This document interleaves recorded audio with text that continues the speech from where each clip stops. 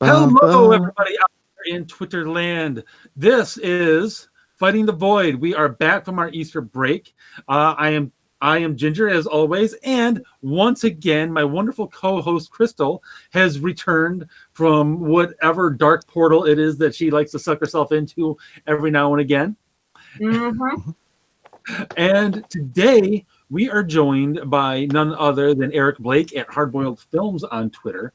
Mhm. And Eric Blake, you might know him from Faith Moore's podcast, Princess State of Mind. He's been on there a couple of times. He also writes regularly for, and correct me if I'm wrong on this, Eric, Western Free Press. And he does a bunch of awesome reviews. He does a bunch of awesome movie reviews. He writes the kind of movie reviews that I have wanted to read or write my whole life. So, Oh wow, that is high praise. I gotta say, that is very high praise from somebody. I wish I could have written something like that. I mean, I would like to say it's humbling, but who am I kidding? It's an ego boost. correct response. Okay, and Eric here is an ardent defender of the DC cinematic universe, which I understand they have recently changed it to that as opposed to the DC extended universe. It really depends on who you're asking. Fair I mean, enough. someone like last Comic-Con, they were calling it Worlds of DC, presumably because they wanted to include the Elseworlds films like the upcoming Joker film. But as far as anyone is concerned, like DC Extended Universe is stuck because DCEU flows off the tongue better than DCCU. It does. So, It does. yeah. So, but Eric is an ardent defender of this particular cinematic universe, and do not yell "But Martha" at him. He will kill you. Yeah, I will say, to be fair, I have sort of joked about Martha sometimes. Like if we've done jokes in our fandom about what if Godzilla versus Kong ends with save Mothra. but there you go. But it's like this. Martha jokes for DCEU fans, it's like the N-word. Only certain people can say it. Fair enough. Yeah. All right. Yeah. So what? Let's start very big picture here. What is Okay. it that? Because I also I'm definitely when it comes to comics, especially DC over Marvel. Not that I hate yes. Marvel. I like Marvel, but I like DC more. Animated. Can we all agree that nothing touches DC animation? Absolutely. Right. Kevin Conroy, the Bruce Timm stuff, everything. Yeah, Kevin Conroy is the definitive portrayal of Batman, hands Darn down. right. Yeah. And Thank you. what's that? Thank you. Yes. I said thank you. Anyone who disagrees with that is a terrorist. Anyway, words of violence. And but when things get a little dicier when you get to the cinematic universe, Mhm. it's do I like it? Yes, I do. But I'll be honest, as a cinematic universe, I think Marvel's better. Yeah. As a cinematic universe. I'm gonna have to agree with you. That said, I appreciate much about DC in that I like that they are trying to go a different route than Marvel. I've never wanted them to copy Marvel. I've always thought that would be a mistake, both from a business and a storytelling standpoint. And Absolutely. and they whether they actually hit it out of the park or not, they try. They swing for the fences. And I got to give them credit for that. They haven't just played it safe. They haven't just gone, they haven't gone movie by numbers, which some of the Marvel films you can arguably say is essentially movies by numbers. Yeah. Yes. They do pretty good at movies by numbers. Yeah. But let's call it what it is. So, Eric, what is it that you love about the DCEU? Well, let's start at the beginning. Let's start at the beginning with this little baby right here, Man of Steel. Yes. I was always more of a Batman fan than a Superman fan. Now, I enjoyed the first two Christopher Reeve films. But as far as Batman vs Superman, I always found Batman more interesting, especially with Christopher Nolan's Dark Knight trilogy right here. These are like some of my favorites. Like if I were to, like someone were to ask me my top 5 or top 10 movies, I would always list the Dark Knight trilogy as the one as up at the near the top. But the thing is, and then Man of Steel came out. Now, a big reason I didn't like Superman as much as I like Batman was like I felt like, oh well, he has it all together for the most part. I mean, I loved the first half of the first movie, the Christopher Reeve movie, where he's struggling to find out who he is. But once he has that figured out, the movie's kind of, it's enjoyable, but you know, okay. Not as good as the first half. But Man of Steel, suddenly I found myself really connecting with Superman because he is, I realized this is the story of a man who feels like an outsider and he's struggling to find his place in the world. And when many people, when they condemn Man of Steel, they say, oh, well, why is he so moody? Why doesn't he, why is he so moody? Why is he not like Chris Reeve? Why is he not a Boy Scout? Well, they're kind of missing the point. He is a Boy Scout. He really is. He is still the same idealistic black and white view of the world, strongly moral guy that we know and love.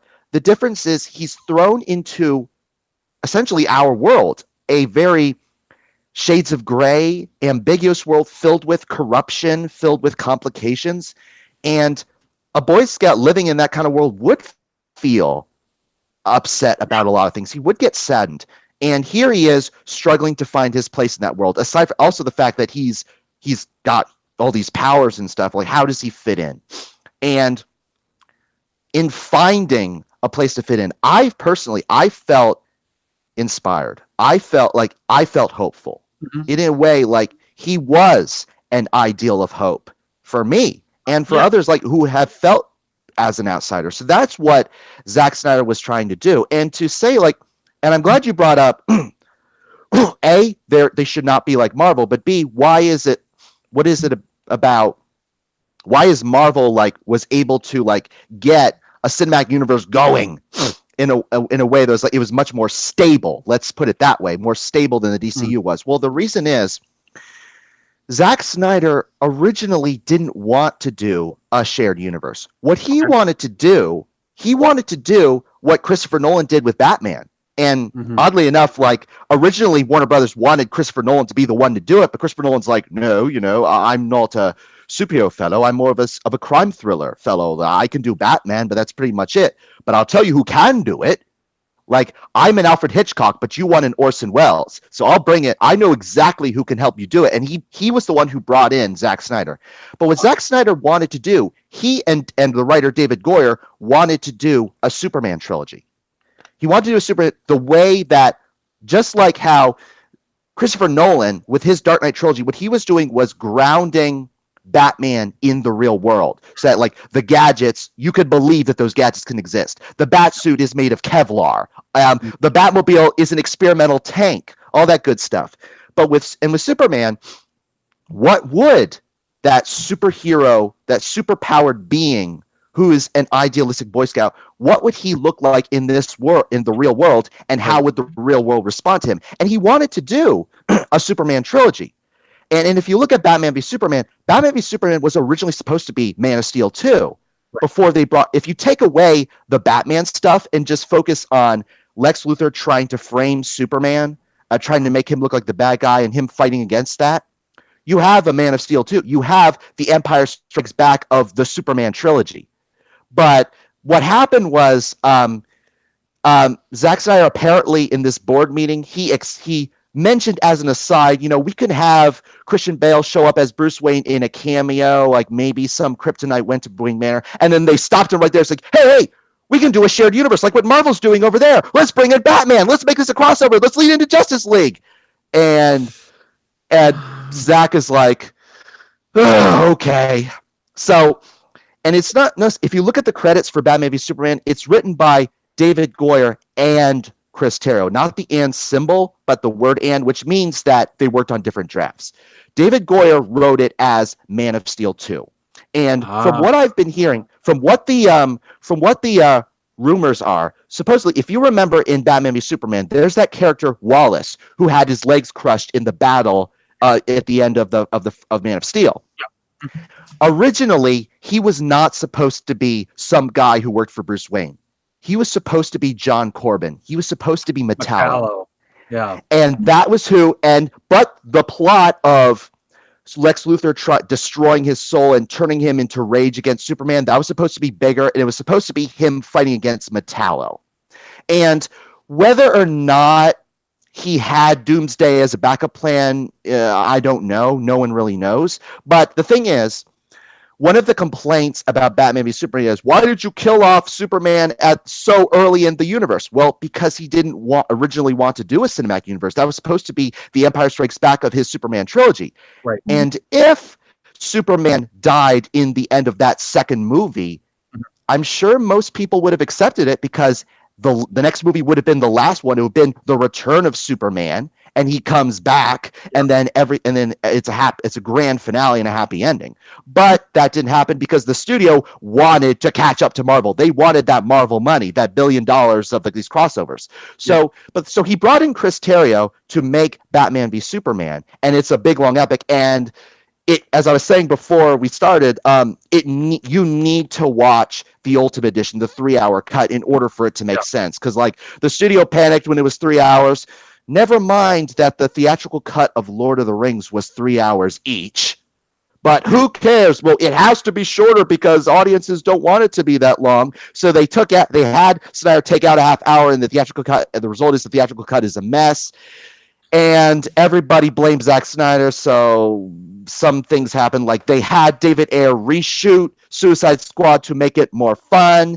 They and then the whole thing with Justice League, but that's going to be a longer story if you want to get into that. If we have time, we definitely will get into that. Yes, Justice League. Yes, Crystal, being the youngest person in the room, and before I opine, I'm curious.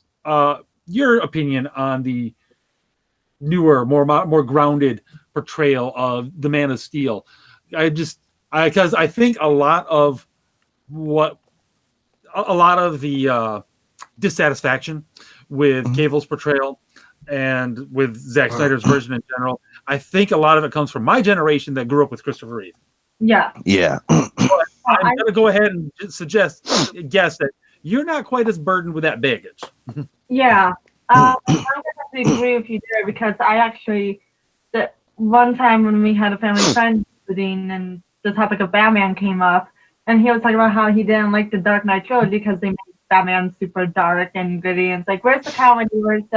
And personally, look, I'm going to be straight with you. I write supernatural fantasy kind of horror-ish stuff, so I like when things are dark and gritty. Yeah. So me, DC being darker, one, I personally prefer, and I know a lot of people, probably around my age, but even then, it's across the spectrum of the people I know, don't mind it being darker and grittier and more than in reality. But it's also a case of DC, with the exception of the series in the 60s, and when Batman first came on and whatnot, there is a huge time period before now even where DC was really dark. It's always been darker than Marvel. I mean, look at Constantine. I don't know when Constantine came out, but Constantine's part of 90s. DC Comics, and that deals with demonology and the occult. Yeah, that can't be dark unless they're doing some campy Scooby-Doo thing, which DC didn't. Well, look at Ghost Rider.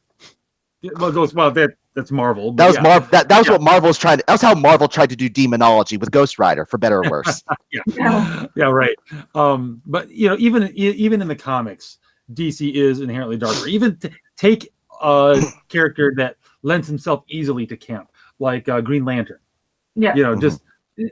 There's something about a giant green fist that I've just never been able to take terribly seriously. Yeah. Yeah. Yet in the comics, they had the Green Lantern, Hal Jordan, become one of the biggest bad guys that entire company has ever seen in its history. That's right. Parallax. Yeah, Parallax. Exactly. He went around killing Green Lanterns, collecting their rings.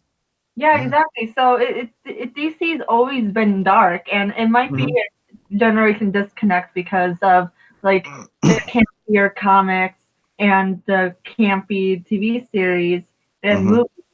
But DC's always been that way, so it fits the brand, and it fits what my generation seems to be more into, though my generation also is huge on Marvel.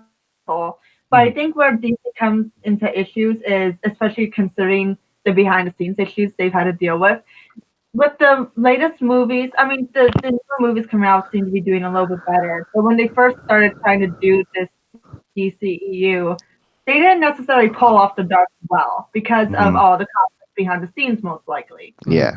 Yeah. So that didn't really translate to the audience. When it comes, yeah, I completely agree. I think there's from what you're saying, Eric, and from the rumors, and Crystal, what you're saying, just your impression. It's my impression as well. There's a lot of studio interference going on here, and a lot of people trying to take something and fit it into a mold, but not quite fit it into a mold. Like, we know we can't do exactly what they're doing, but we want the results of what they're doing.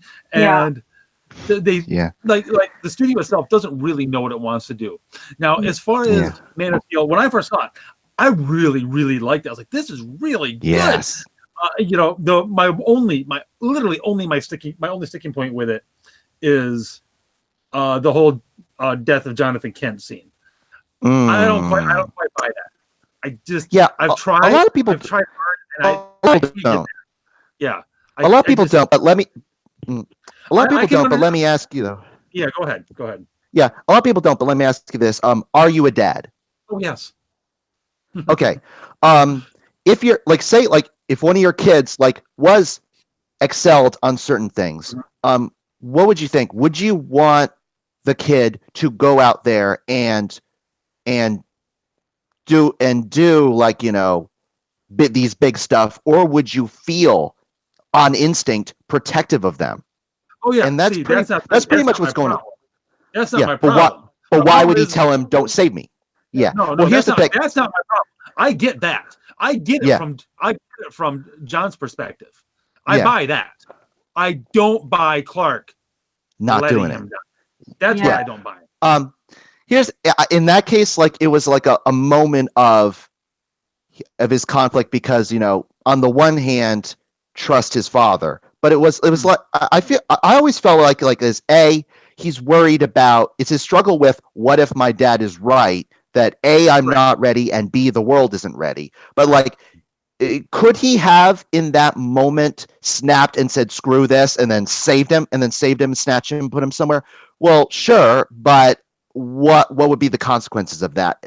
And I think it's a moment of, this movie is about his growth, and I'm sure, like, later on, like when he's in his Batman v Superman years, like once he's in his element, he would have found a way. But at that point, he's like a young adult, he's a teen, and he's like, and he is still struggling. Like, what should I do? I don't know what to do. I don't know what to do. And in that moment, it was a moment of trusting his dad in those few seconds, and he's still angst-ridden. But I do get people's problems with it. But at the one hand, it's one of those things that either works for you or doesn't.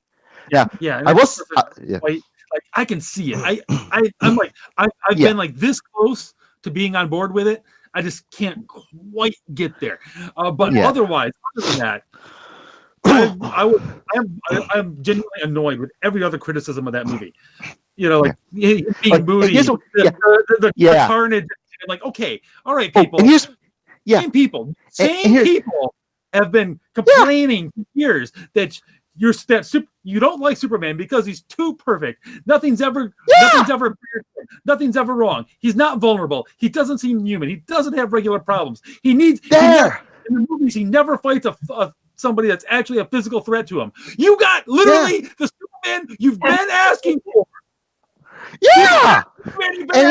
And you're complaining about it. You would exactly. Fits. And on top of that, And on top of that, you know what ticks me off the most about the criticisms of Man of Steel? All this stuff, their criticisms about Lois Lane. Well, you have Amy Adams, who is by all accounts one of the greatest actresses of our time. 6-time Oscar nomination. It's a crime that she hasn't won any. But you have her as Lois Lane. And what do they say about her? Why is she a redhead? She shouldn't be a redhead. Lois Lane has not been a redhead. Okay. First of all, that's nonsense. Pick up a comic book from the late 80s and the 90s. That whole time period, which is the time period of some of the greatest comics in history. You have the Death of Superman storyline. You have Zero Hour. You have the Wedding Album. And all like the great Superman storylines, all the great Batman storylines are from that period, like The Long Halloween, Batman Year One, Batman Hush, like all that great stuff. In that time period, Lois is a redhead. And in fact, if you look at Dan Jurgens' run as heading Superman, she looks just like Amy Adams. It is eerie. But regardless, that's one of my main things. My other one is this notion that they got into people's heads that Henry Cavill and Amy Adams have no chemistry.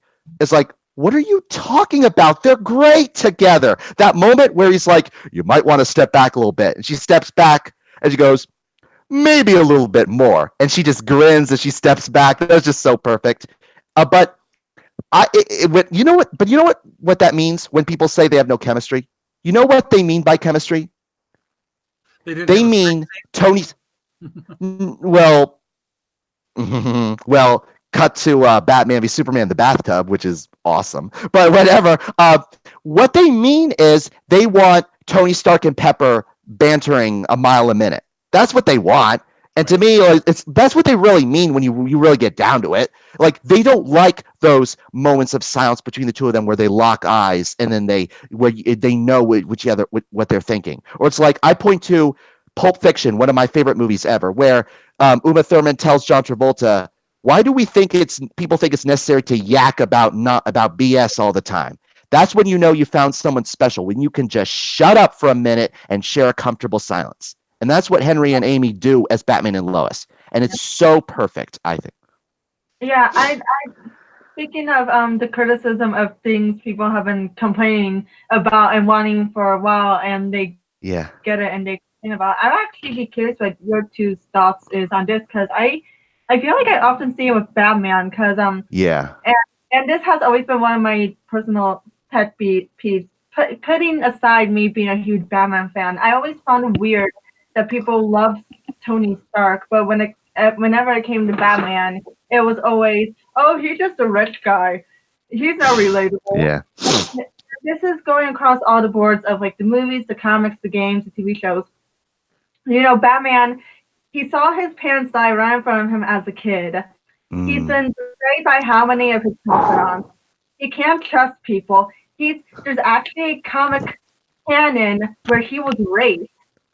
But he's had his back broken. He's had all of this stuff happen to him, and yet he's just a rich guy. So I could be kind of curious what your guys' thoughts are on that, because I see them the other superheroes. I think Eric hit on exactly the right thing with the Clark and Lois and Pepper and Tony comparison.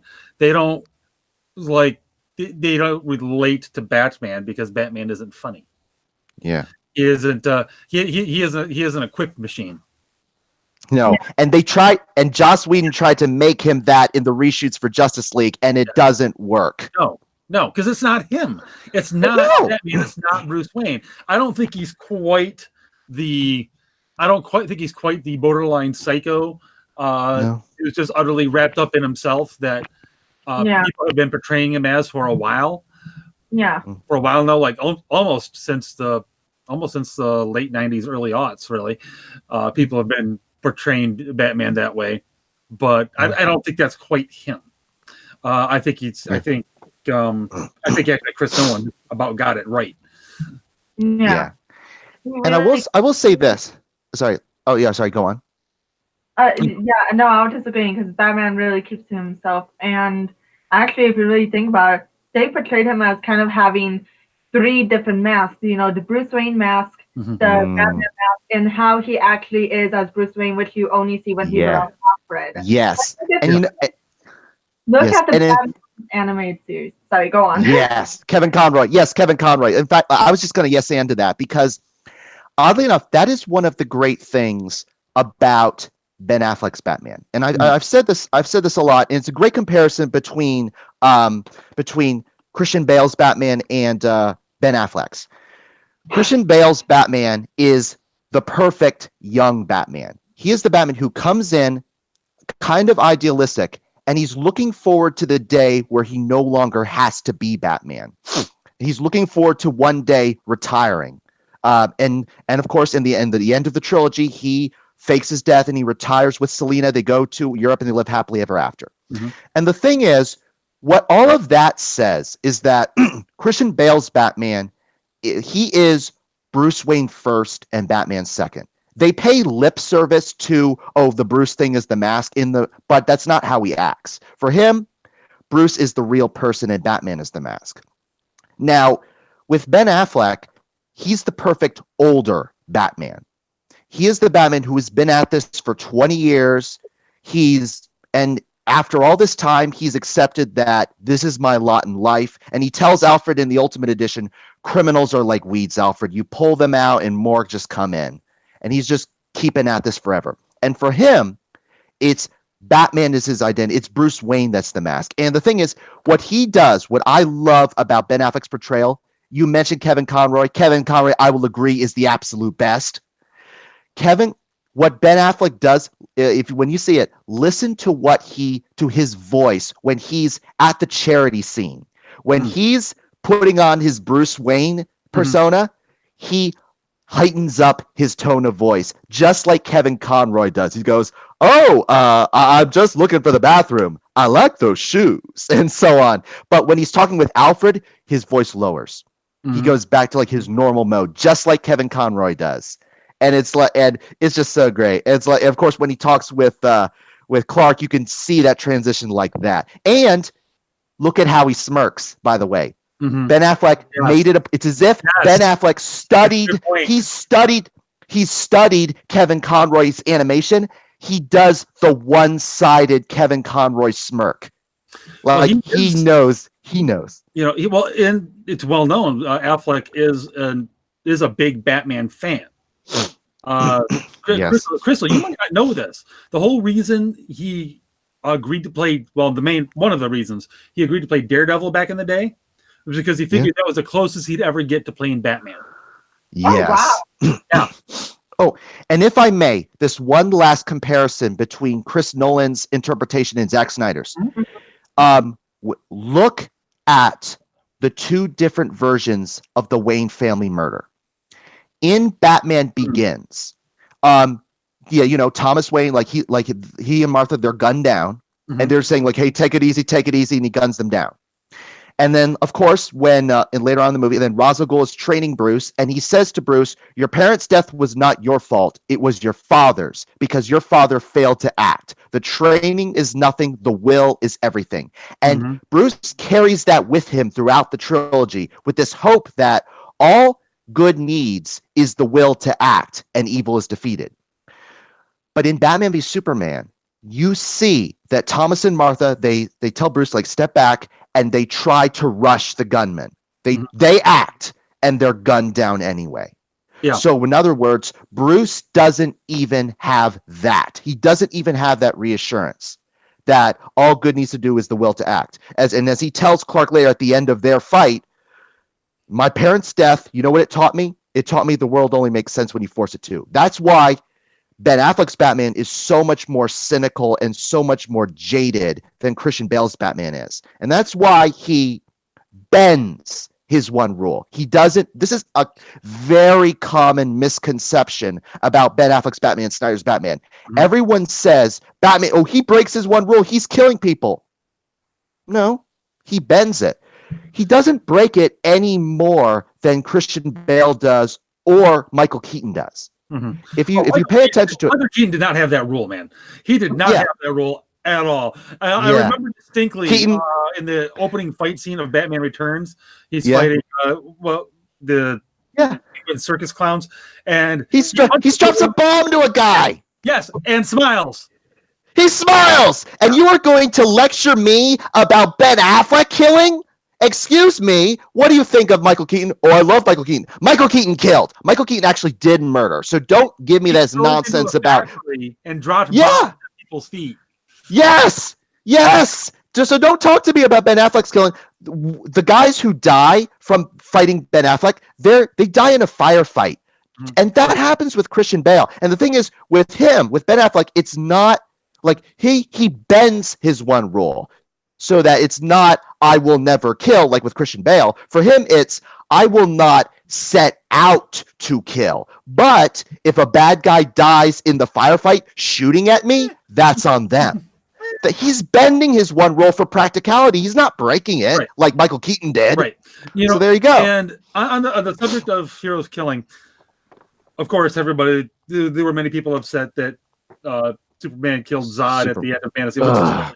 Give me a break. Are you stupid? He could have just flown up, and then what? Thank you so much. There you go. And then what? Continue the fight. It's like, here's the thing, and I always say this too. I keep pressing them to do, and then what, and then what, and then what? Because really, the Phantom Zone is closed. Kryptonite has not been discovered. What are you gonna do?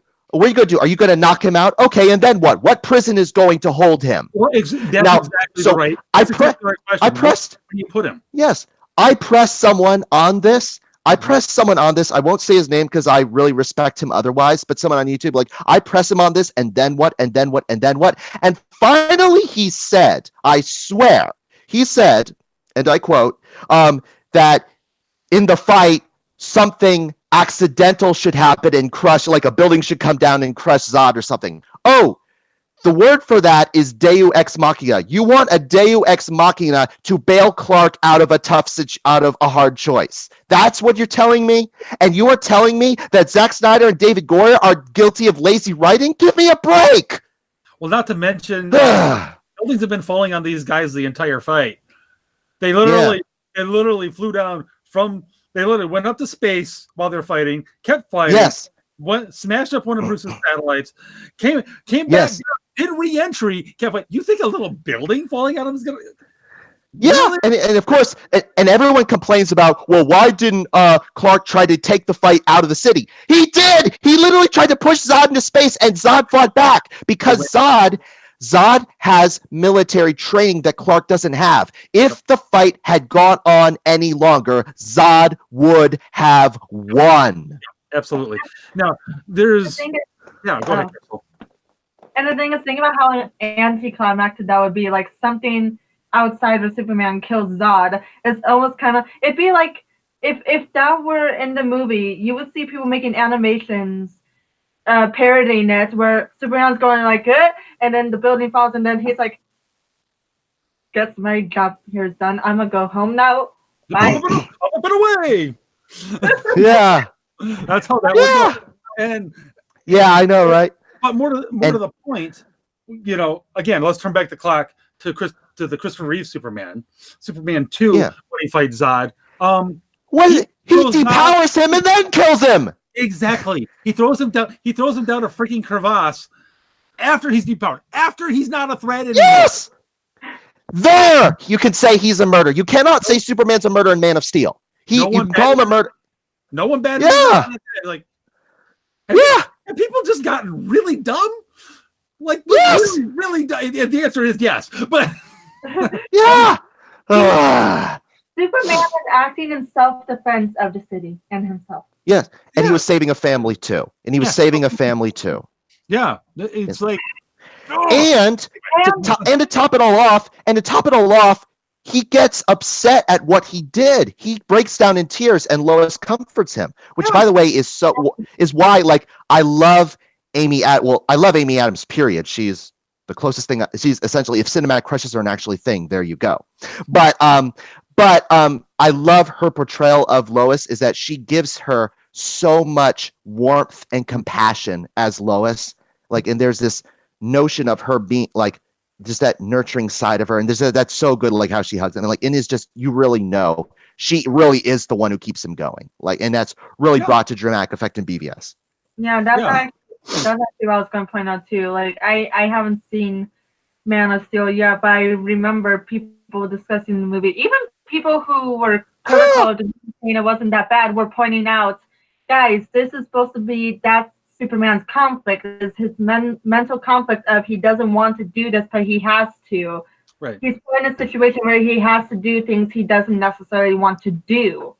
Yep, and it is really hard for him because I don't even know if he's so upset that he killed a person. I think he's more upset that he killed that the last of his kind. Exactly. He literally had to break the neck of one of, as far as he knows, last survivor of Krypton. This is a guy who knew his dad. Yes, it's like that right there. That's where his real conflict comes from. This isn't just him breaking a rule at conflict with his values or some stuff like that. No, this is a genuine, like, he's choosing, he's breaking off a significant connection with his past. Yes, very much so. And as far as he knows, he's cutting off any possibility of actually getting to, like, learn firsthand from firsthand knowledge about his homeworld, about his father, his family, what happened at the end, how did it go down, what was it like before it all started. He gave up all of that, and that actually saved strangers. So bite me, Superman critics. Woo! Deus fault. Sorry. There you go. I'm really annoyed with criticisms about that movie. Yeah. Like, really, really annoyed. Other ones, I like, we get into Batman versus Superman. I get the Martha criticisms because I totally get what they were doing.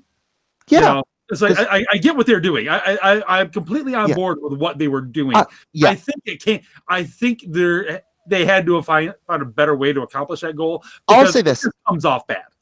Yeah, I'll say this. If I were part of Zach's power team, if you will, in putting that together, I would have said, the one thing this movie needs, there are a lot of things that I would want more of. I would want to see more of Lois or so whatever, but there you go. But the one thing this movie needs is a scene where Clark is researching not just Batman, but he's researching Bruce Wayne. Because we saw in the charity scene that Clark already has his suspicions, and he follows him for a little bit. He already has his suspicions. So after that, have him at his and Lois's apartment researching Bruce Wayne, coming across the story of the Wayne family murders, and then looking at the names Thomas and Martha Wayne. And that would have set it up, because I've always suspected, look, he knows he's Bruce. He even calls him Bruce at the beginning of the fight. And at the end of the fight, he's awake to hear Bruce talking about his parents. And then when he's about to kill him, like, Clark says, "You're letting them kill Martha." So Clark knows from what Batman just told him that his parents dying is a sore point to him. And with that scene, he would have already known, oh, son of a gun, our mom's parents are the same name. So there you go. Then he used that deliberately to do it. Now, oddly enough, there is a publicity photo of Zack Snyder and Henry Cavill sitting down and looking at a computer screen and looking shocked. And I'd like to think that that's what's going on. For whatever reason, they cut it.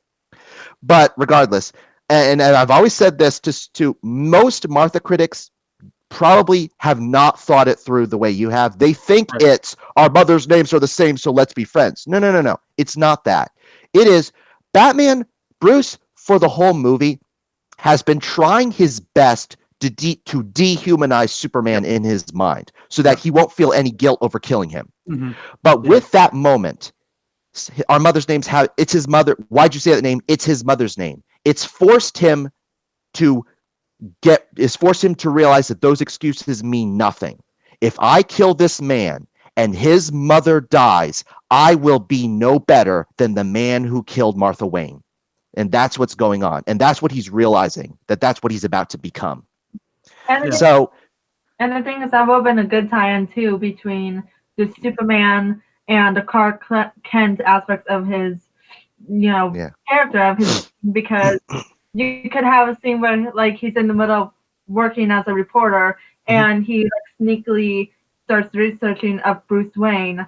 Well, he he does research Batman throughout the movie. That's the thing. And like Perry White's chewing him out. It's like, why shouldn't you be reporting on this other story? Why are you so obsessed with Batman? But yes, that is one scene that I felt would have helped it. And I suspect they filmed that scene, but for whatever reason, they didn't include it even in the Ultimate Cut, but whatever.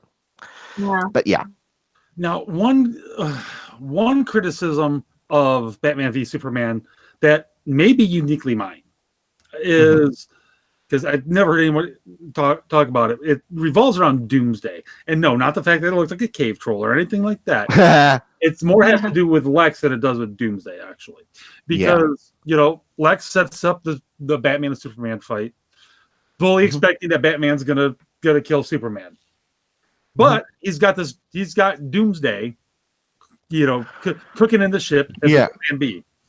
Okay, except while the fight's going on, he's got Doomsday cooking, which means he was ready to launch this baby. What was his plan A with Doomsday exactly? His plan, as he said, with Doomsday, if Batman managed to kill Superman, what was he going to use Doomsday for?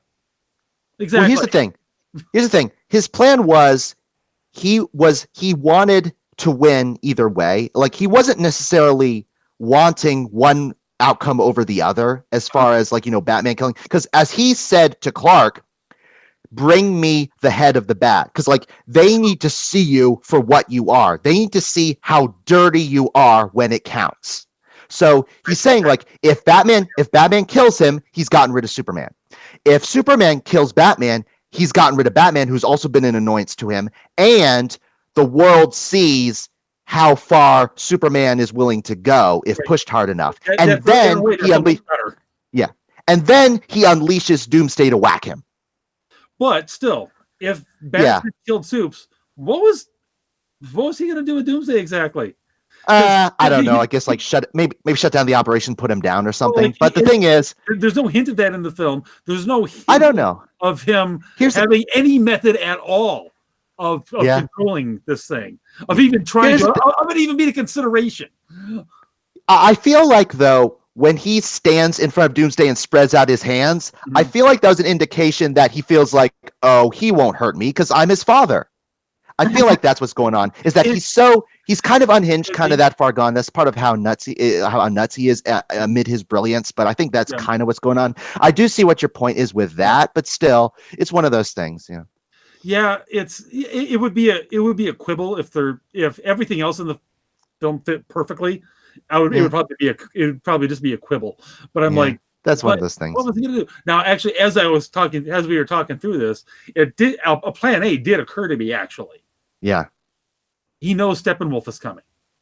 Oh, yes. There you go. Because and he was talking with Steppenwolf and all that, because Steppenwolf was talking with him. Mm-hmm. And of course, that leads into Justice League if we want to get into that. But yeah. Right. So, but yeah, he knew Steppenwolf was coming. So it was like, well, I'm not going to let some crazy horned demigod take over my planet. So, you know what? I'm going to keep this thing. Yeah, I'm going to keep this thing in the corner over there. And if this guy shows up, well, here you go. Yeah, and of course, if he didn't, maybe it's if Batman won, he would he still has Doomsday in the womb, so maybe shut it down or something. I don't necessarily know exactly what the plan is, but I would need to double check the timing of that, but I don't think the timing of things really allows for that. Yeah, maybe. But it's just one thing. I mean, to me, it's most of people's criticism. To read things in. You got to read that into the story. It's not there. It's not looking in depth into the Martha thing. No, that's all there. Yeah. That's all there in the story. You're not. Yeah, absolutely. It's one of the things. Yeah, you're not. Trying to make it work. It does work. You just got. I will say this. And I do see your point with that one, and that's the closest thing I've heard to an actual plot hole in BVS, even though it's you can sort of come up with theories for it. But the one thing I do not understand is people were saying, why, they were saying, how does Lois know to get the kryptonite spear? And I'm like, well, how does Bruce know to get the kryptonite spear? He figured it out. So did Lois. Lois and Bruce had the exact same amount of information. So of course they both figured it out at the same time. Or are you suggesting that Lois cannot be as smart as Bruce? I don't know. How dare you? Yeah. So there you go. Because honestly, like, and the whole movie has been setting up how brilliant Lois is as a detective. So there you go. Yeah, absolutely. Yeah. And that was, most of the criticisms of that movie I also disagree with. I do agree that it was too chock full of stuff. I think there were too many. I think there were too many flashbacks. Too many. There's a flashback. There's a dream sequence. There's a vision for the nightmare. The nightmare thing. Like, I love the nightmare. Dude. Oh, I love the nightmare. Don't get me wrong. I like the. I like the I'm just like, but there's so much. Yeah, and that either works. And that either works for you or it doesn't. And it's another reason for why it needed to be 3 hours long at least. Because if you're trying to compact that into 2.5 hours, it's not going to work for people, and it didn't. Yeah. But then when the Ultimate Edition was released, everyone like was opened up. It's like, wow, this movie's actually pretty good. I'm sorry, Zach, but by that time the damage had already been done. Warner Brothers had David Ayer reshoot a lot of Suicide Squad to make it more fun, and then they were like they were getting kind of like uncertain about what to do with Justice League. So that's the next part of the story, isn't it? And, yes, it is. And if it were me, I definitely would have cut the. I would have cut the Flash vision out of there, because I don't honestly think it winds up having any. It doesn't wind up having any relevance really to Batman v Superman. But it's meant to foreshadow, because it's part of the thing that was Zach's original plan. I do understand. But and maybe had Justice League come off better and followed Zach's original plan. Yes.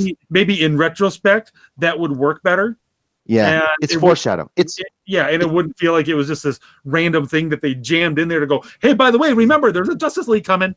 And I will say, like, it is meant to have a lot of dramatic payoff too, but that's part of, like, again, if we want to go into like Zach's original vision, if you want to go into that now. Right. If you want to go into that now. Well, normally we wrap it up about 10. I don't know if we got room to get. I think we can. You know what? I do, though. You did go to the trouble of putting on that shirt. So yes, and I sent you like a picture of it too, like of this insignia. This was right here.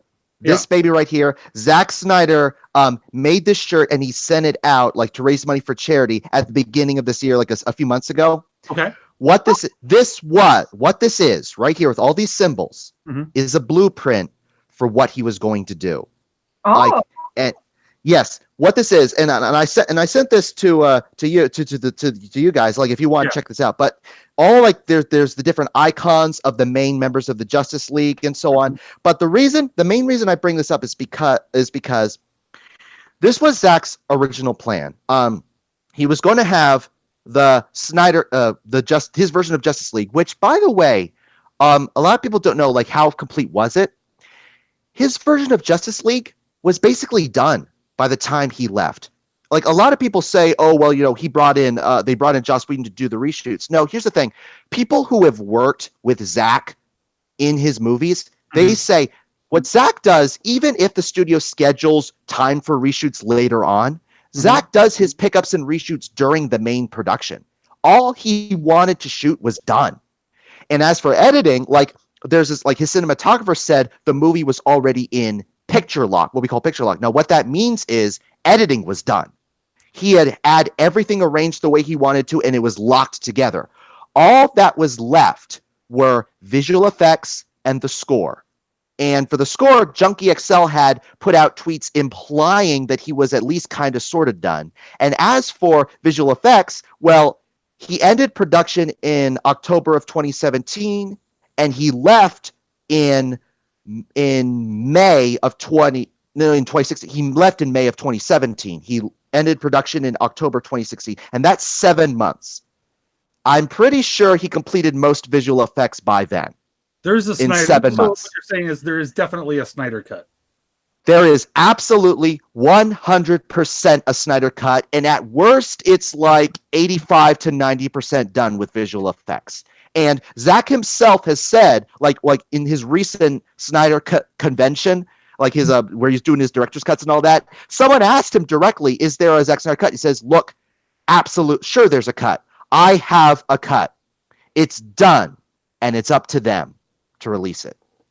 So with the Snyder Cut, like as you said, we don't really have that much time, but like the Snyder Cut was to set me more. It had Steppenwolf, but also had Darkseid as a big part. But there was going to be more nightmare flashes. Like Cyborg was going to have some nightmare flashes when he was connecting with the computer in the scout ship when they were reviving Superman. He was supposed to have some nightmare visions, and that's why in the fight why the fight begins with Superman begins with his suit taking control and shooting and panicking and shooting at Superman, because he had those visions.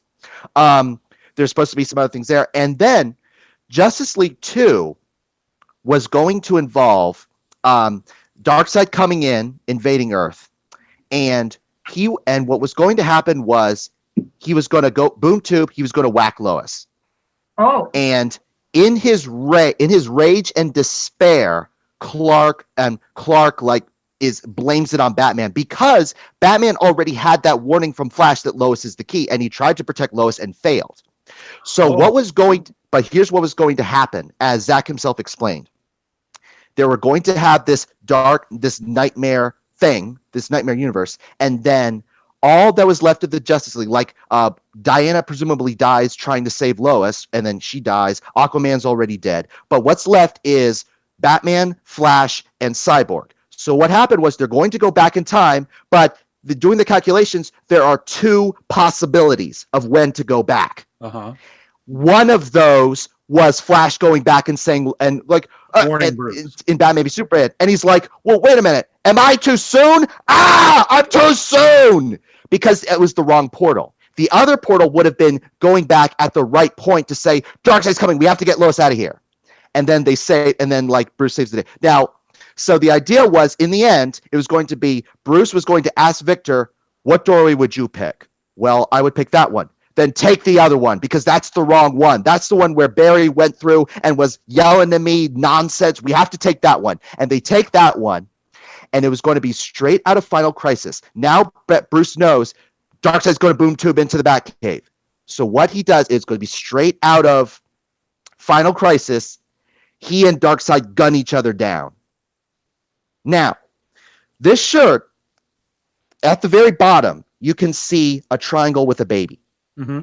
Now, there's been symbols of the superheroes, but there's been this theory. I was, not to preen, but I was the one who actually formally put this theory out, and Zack Snyder responded to me on Vero with an applause emoji, saying I was right. Okay. My theory was this, that it was going to be that in Justice League, like they go to the Kent farm, like Lois extends her hand, like, come with me, my love. They go into there, and that's where she gets pregnant. And she's pregnant for most of Justice League 2. And then Bruce and Darkseid gun each other down. They die. The world is saved. Lois is saved. Clark is saved. And you can see there's a coffin with a W on it for Wayne. Mm-hmm. Their blood drops through the bat symbol and becomes like a sperm cell, which is symbolic of his duty as a man. A man's got to do what a man's got to do, but it's also symbolic of his legacy passing on, because at the end of the movie, Lois gives birth, and Clark and Lois name their baby son Bruce. Oh.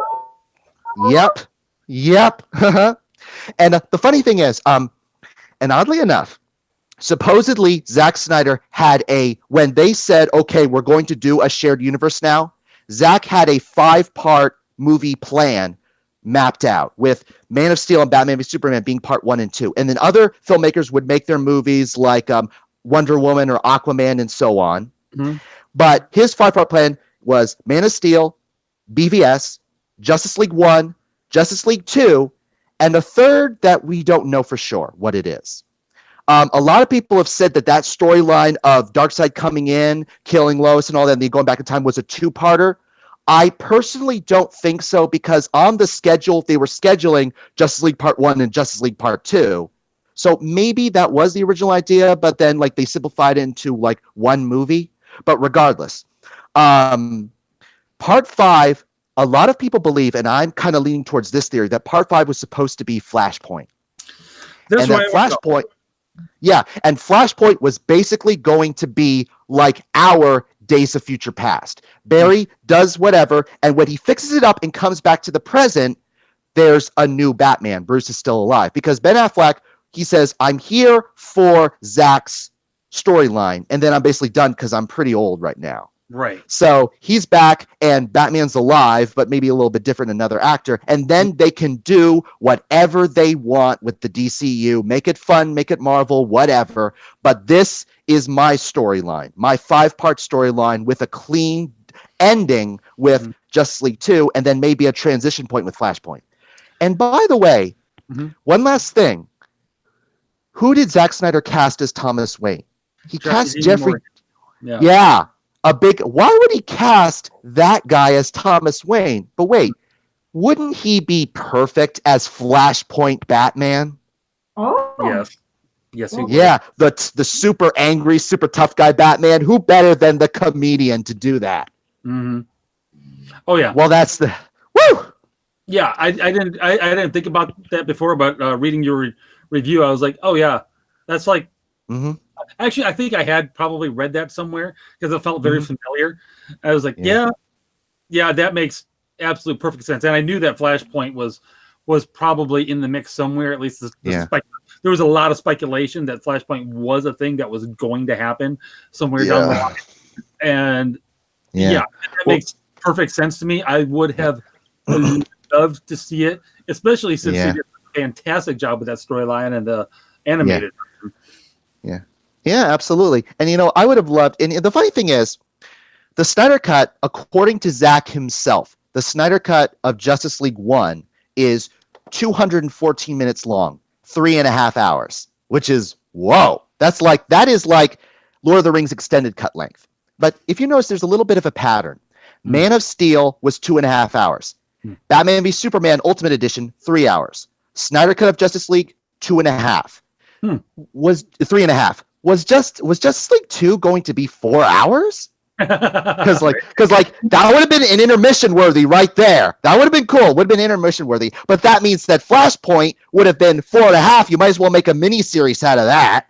And there's a lot of stuff you can do in the Flashpoint universe, so you might as well make that a mini series. I guess why not, right? Yeah, absolutely. Movie trilogy or something. But now, and honestly. I wish we had a lot more time to actually get into that because yes, you said it would be so much fun. We'll just have to have you back on again to go into it. I would so love that. I would so love that. Yeah, trust me, this is a welcome break. We've been way too serious around here lately. Yeah. Oh yeah. And of course, so we decided to take a break and let our hair down with the DC universe. Absolutely. But before we go, Eric, what's your opinion of the current state of the DCEU? This may surprise some people because a lot of folks like me who are in the hashtag Release the Snyder Cut movement are, let's say, concerned. Okay. Well, they had a right to be concerned when the guys who were sabotaging Zack's vision were still in charge, like Kevin Tsujihara, the head of Warner Brothers, and Emmerich and John and all of the rest. But one by one, each and every one of those guys are gone. Especially Kevin Tsujihara, who has just gotten Me Too'd, which is I really dug that. But suppose I don't know exactly who is going to replace him. There has been rumblings that the former CEO of Fox is going to come in and replace him, which would be awesome because under her, the X-Men movies have been, I'm not afraid to be dark and gritty, but there you go. But here's the thing. As far as the movies, I actually really loved Aquaman and I love Shazam. There are some people who might call me a traitor for that, but honestly, Shazam does pay a lot of respect to Zack's films. There's a moment in Shazam where I don't know if this is necessarily a spoiler, but but Freddy's Batarang is used, and you hear dun dun dun dun dun. That's the Batfleck's theme, and a lot of people complain about something that happens at the very end. They say, "Oh, does that mean that they're no?" And, well, here's the thing. I am very hopeful that things are getting cleaned up and that everything's going to be cleared out. I'm personally very hopeful that the Snyder Cut is going to be released because we have put a lot of pressure on Warner Brothers and the the phone operators are getting a little frustrated. They're getting a little worn out. Let's put it that way. But I myself am actually helping lead this effort concerning San Diego Comic-Con, and in a week or so, and within the next week or so, like keep your eyes peeled for something called Project Comic-Con that we're going to do a big advertising assault. But it may be released before then, or may be released at Comic-Con, but who knows? But as for the rest, I mean, I'm personally really hopeful, but there is a caveat to that. There's talk that Ben Affleck is done as Batman, and really, who can blame him after all? Like, he was going to direct, and not just starring, but direct a Batman movie. Yep. And that would have been Jay Oliva, who was, he directed the Dark Knight Returns animated films. Oh. And, yes, Jay Oliva. And Jay Oliva was also Zack Snyder's big storyboard guy. He helped Zack Snyder craft his vision. Okay. But anyway, Jay Oliva himself said that Ben Affleck's script for the Batman movie says, "This is the best Batman script I have ever read." And he said that. But unfortunately, what happened was there was this power struggle going along around that time, and basically someone was trying to impose like his will on what the Batman movie should be. Supposedly, it was Jeff Johns was imposing his will on what the Batman movie should be, and then finally, like Batman, Bruce, and Affleck was just so frustrated. He's like, I want out of this. I don't want to be. I joined this because I love Batman and I love what Zack Snyder was doing. I don't want to have all this pressure on me demanding that I mold to fit what you want. So he's pretty much, apparently he's out. Hope springs eternal that he's not, because like Matt Reeves' Batman trilogy is apparently a prequel trilogy. Because we said 20 years in Gotham. This is the story of those 20 years. That's what Matt Reeves is doing. But hope springs eternal that he's back. He's probably gone.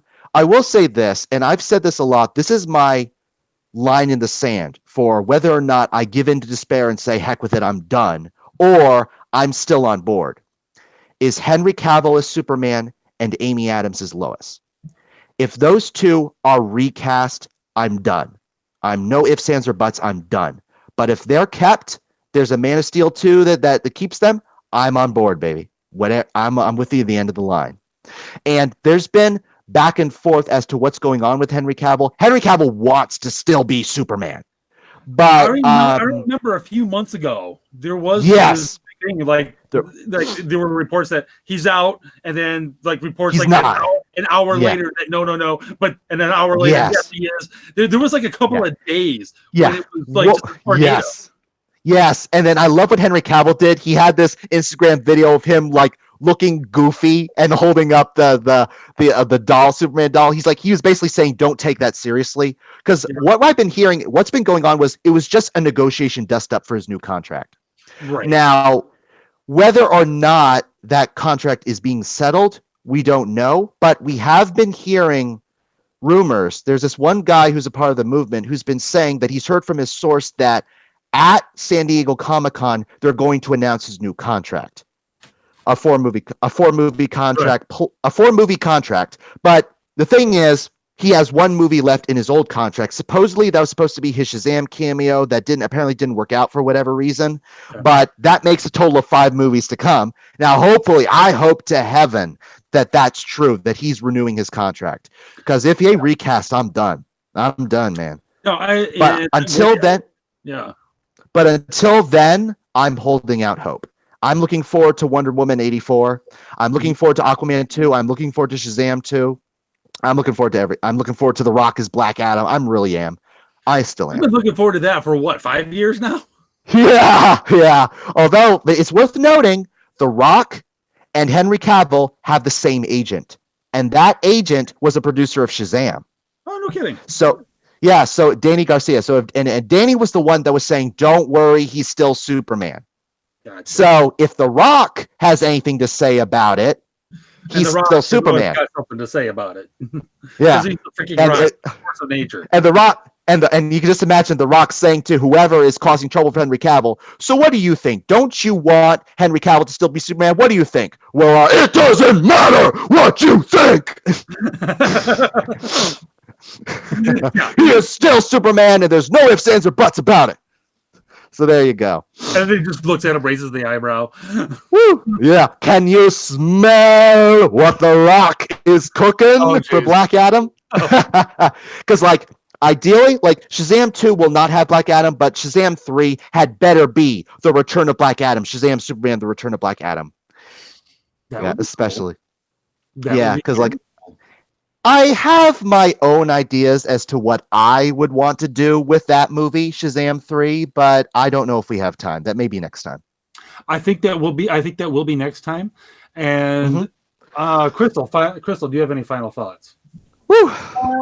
No, I think you both pretty much said everything that I've been thinking, and I said pretty much everything that I've been thinking.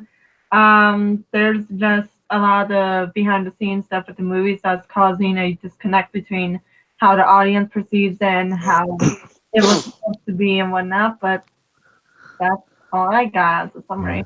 Yeah. All right. Well then, Eric, thank you so much for coming on.